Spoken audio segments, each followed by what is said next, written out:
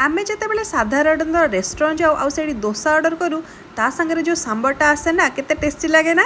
तो आमे मैंने भाभी तो आमे घरे बनइले ये टेस्ट कहीं आसुनी। तो चलते आज बनइबा सिंपल किसी भेजिटेबल्स रे बढ़िया डिलीशियस वाला सांबर जोटा कि पूरा रेस्टोरेंट को भी मात दब।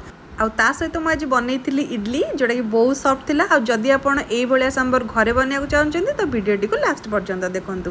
सो hello everyone, welcome to Bulbul soda kitchen. तो चलते स्टार्ट करवा आज रेसिपी। से मुझे किसी भेजिटेबल्स काटिक रखी जमती गोटे पियाज अल्प किसी गाजर आलू बीन्स छुई कखारू ता सहित दुईटा टमाटो मीडियम साइजर ये सब भेजिटेबल्स मुझे चोपा छड़े काटिक रखी नहीं। आपड़ चाहिए आपंकर अलग किसी भेजिटेबल जब मनपसंद थी आपड़ भी ऐड करेंगे जमती कि लाउ भी ऐड करेंगे बीट भी ऐड करेंगे।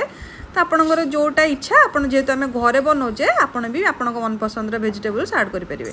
तो ये मुझे कौन करी ना तापर हरड़ डाली किसी नहीं जाइली गोटे कप पाखापाखि 2 ରୁ 3 थर बढ़िया भाव में धोई नहीं डाली को धोई सारापर ये गोटे प्रेसर कुकर नहीं। प्रेसर कुकर कौन करवा ना आम फास्ट डाली गुड़िक देदेबा। डाली दे सारापर जी डाली देचे तार डबल पानी देदेबा।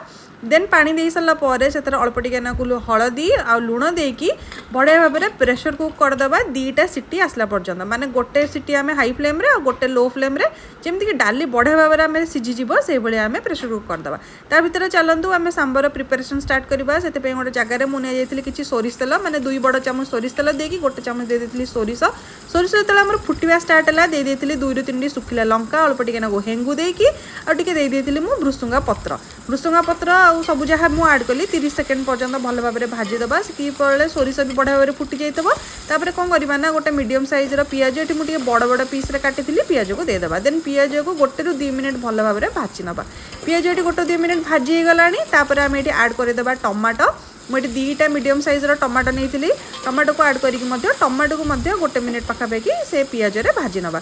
टमाटो ये भाजर 1 मिनट हो गला। देन आम आड करदेवा छुई कखारू ता सहित मुझे काटिक रखी आलू मुझे गोटे बड़ साइजर ये बीन्स ता सागर ये जो बैगण आम रखी बैगण को लास्ट पकाए कारण बैगणटा जल्दी सीझी जाए। तो बैगण को रखिक बाकी तक भेजिटेबल्स जहाँ भी मुझे काटिक रखी सब गुड़िक 2 ରୁ 3 मिनट भल भाव में भाजी नवा। माने मीडियम फ्लेम रे भेजिटेबल्स गुड़ा को भल भाव में आग भाजी नवा। ये 2 ରୁ 3 मिनट हो गला। आम कौन करवा ना बैगण गोटे जो काटी रखी गोटे बड़ साइजर बैगण गोटे काटी गोटे बैगण को देकी स्वाद अनुसार लुण देकी भल भाव में भाजिकी 60 ରୁ 70% सीझा को छाड़देवा। भल भाव में घोड़े घोड़े ये हाथ एमती चलैकी घोड़ेकी माने भेजिटेबल्स जमती आमर 60 ରୁ 70% सीझीज। जिते भेजिटेबल्स आमर ये सीझीज से भितर आम डाली भी जो प्रेसर कुक करते सीझीगला से टाइम आम डाली को आड करदेवा। आउ जी आम डाली देले तार डबल पानी ये मुझे देती और सब गुड़िक भल भाव में मिसई नहीं। मिसई सारापर ये मोटे तेंतुली को अल्प तेंतुली को पानी में बतुरे रखी चकटिकी तेंतुली पानी दे देती। देन गोटे चामच ये मुझे कश्मीरी लाल मिर्च दे देती जोटा कि भल कलर आसो बट राग न थाए। आ 2 ରୁ 3 चामच दे देती मुझे सांबर मसला आ दे देती अल्प टिके गुड़ देखिए सब गुड़िक भल भाव में मिक्स करदेवा। देन हाई फ्लेम रे फुटिया को दबा। जिते बड़े बढ़िया भाव में आमर ये झोलटा माने जो सांबर पानीटा फुटवा स्टार्ट हम तापर आम कौन करवा ना फ्लेम को लो करदेवा घोड़ेदेवा 20 ରୁ 25 मिनट भल भाव में फुटेवा।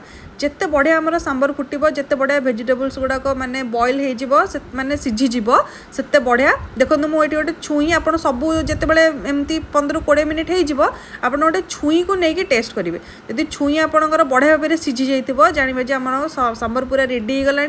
देन ये कौन करवा ना लास्ट को धनिया पत्र ऐड करके आउ 2 मिनट फुटे सारापर आमर पूरा रेस्टोरेंट स्टाइल सांबर बनिकी रेडी हो जाए। आ सहित मुझे बनई पूरा सॉफ्ट इडली। आप ना सांबर को जिते फुटेबे तार टेस्ट सेते बढ़िया आसीबो। तो आपड़ जिते माने टाइम को टिके माने 15 ରୁ 20 मिनट फुटेबे जहाँ भी हेले जमती भेजिटेबल्स भी आमर सीझीज आ सांबर टेस्ट भी बढ़िया भाव में आसीबो। तो ये देखो सहित मुझे नड़ियार चटनी भी बनई बुट डाली चटनी माने पूरा परफेक्ट साउथ इंडियन आज गोटे ब्रेकफास्ट मुझे बनई घरे। आ जदि आज सांबर रेसिपी आपण मानकु भल लगी थाए देन लाइक शेयर और सब्सक्राइब करने को बिल्कुल भी भूलिबेनी। और जदि आपण ए वीडियोटी को फेसबुक रे देखुछन्ती देन फॉलो डेफिनेटली करदेबे। रहुची पुणी देखा नेक्स्ट वीडियो रे किछि नया रेसिपी सहित। Bye bye.